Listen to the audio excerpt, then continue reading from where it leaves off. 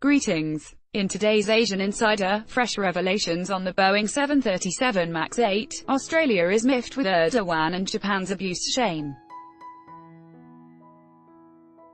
MAX 8 revelation: new clues are emerging in the mystery of how some Boeing 737 MAX 8 pilots faced with the malfunction have been able to avert disaster while others lost control of their planes and crashed. On October 28, as the crew of Indonesia's Lion Air fought to control their diving 737 MAX 8, they got help from an unexpected source, an off-duty pilot who happened to be riding in the cockpit. That extra pilot, who was seated in the cockpit jump seat, correctly diagnosed the problem and told the crew how to disable a malfunctioning flight control system and save the plane, according to two people familiar with Indonesia's investigation.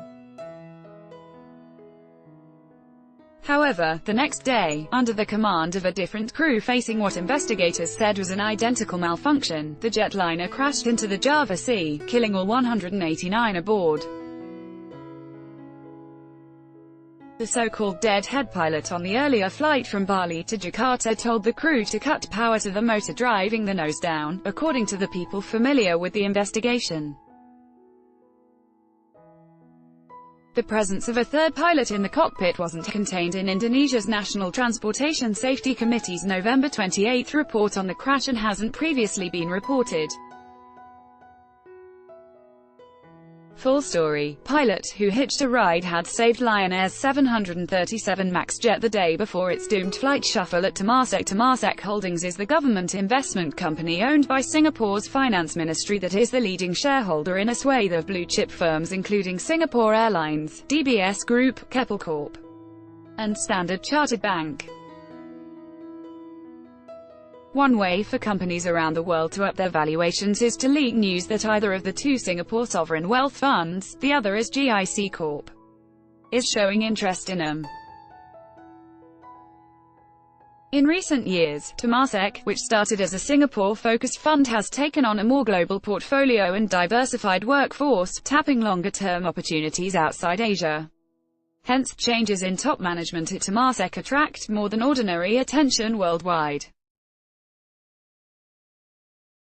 Now, Temasek has announced that Dylan Pillay Sandrasegaran will be appointed Chief Executive of Temasek International, its wholly owned management and investment arm, from April 1. Mr. Pillay, 55, is currently Deputy Chief Executive and will succeed Mr. Lee Teng-Kiat, 65. For his part, Mr. Lee takes over from Ms. Ho Ching as Chairman of Temasek International on April 1 as well. Ms. Ho, 65, and wife of Prime Minister Lee Hsien Loong, will remain as Executive Director and CEO of Temasek Holdings, the parent company.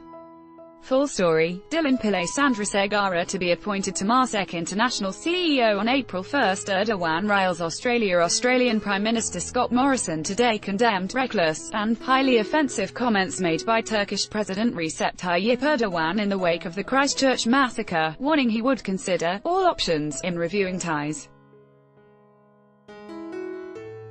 Mr. Erdogan, while campaigning for local elections, presented the attack as part of an assault on Turkey and Islam and warned that anti-Muslim Australians would suffer the same fate as soldiers at Gallipoli, a blood-drenched World War I battle in which more than 8,000 Australians died fighting Turkish forces.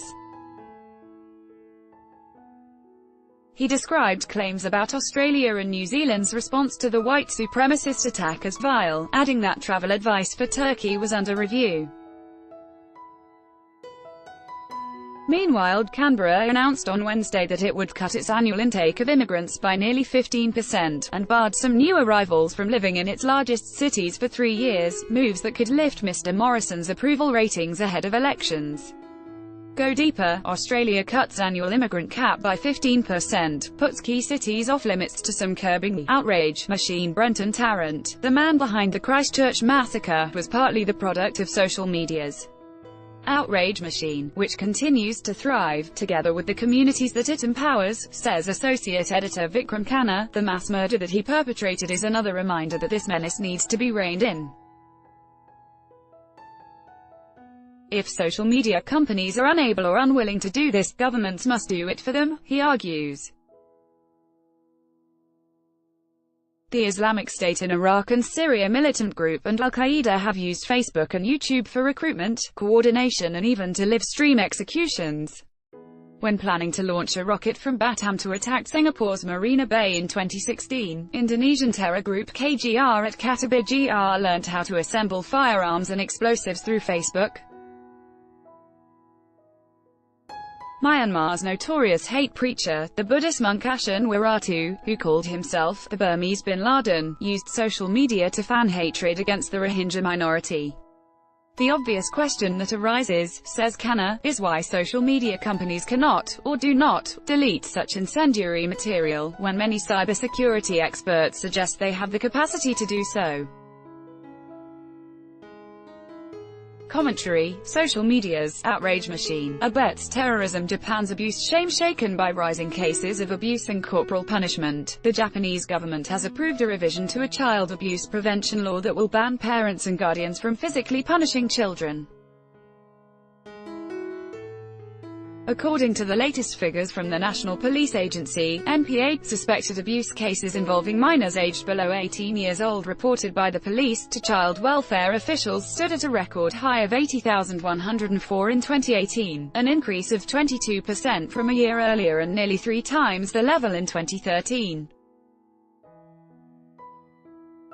The revision bill and related legislation will be deliberated during the ongoing parliamentary session, with the government aiming for it to be enacted in April next year. Prime Minister Shinzo Abe told a cabinet meeting before endorsing the bill that it is the responsibility of all adults to protect the lives of children and that the government will powerfully and swiftly work to take steps to prevent child abuse.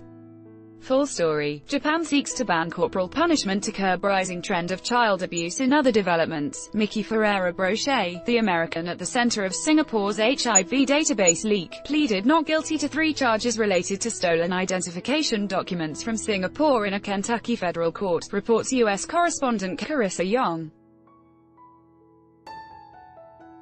His not guilty plea means the case will now proceed to trial on May 7, which could last 3 days, according to United States government prosecutor Dimitri Slavin. Malaysia has received interest from local and foreign firms to buy national carrier Malaysia Airlines, MAS Prime Minister Mahathir Mohamad said on Wednesday. The government was still studying options for the financially troubled flagship carrier and will consider whether to change the airline's management, downsize or expand it. MAS has been trying to transform its operations and return to profitability as it recovers from 2 disasters in 2014, when Flight MH370 disappeared and Flight MH17 was shot down over eastern Ukraine. Indonesia is set to propose 28 projects worth $91 billion to Chinese investors as part of its participation in China's Belt and Road Initiative (BRI). Coordinating Maritime Affairs Minister Luhut Panjaitan said the government would offer those projects, which include seaports and industrial estates, power plants, smelters and tourism estates, during the first steering committee meeting in Bali on Wednesday and Thursday. China has phased out 280,000 tons of ozone-depleting substance (ODS) production as part of its obligations to the 1988 Montreal Protocol aimed at protecting the ozone layer, Reuters reported, citing the official Xinhua news agency. China banned some products like CFC-11, which is used in air conditioners, when it joined the Montreal Protocol in 1991. It continues to set quotas on the production, import and use of other chemicals like carbon tetrachloride, once widely used in fire extinguishers and refrigerators. Conglomerates controlled by tycoons, family dynasties or state players are a familiar feature of Asia's corporate landscape, but their days may be numbered, according to a new survey by Ernst.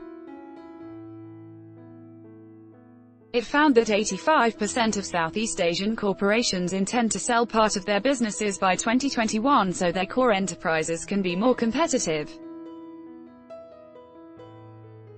The firms are increasingly focusing on the core businesses to cope with technological disruptions rather than paying off debts. Track us on www.straitstimes.com for the latest on Asia and the world. Meanwhile, seize the day. Ravi Velloor.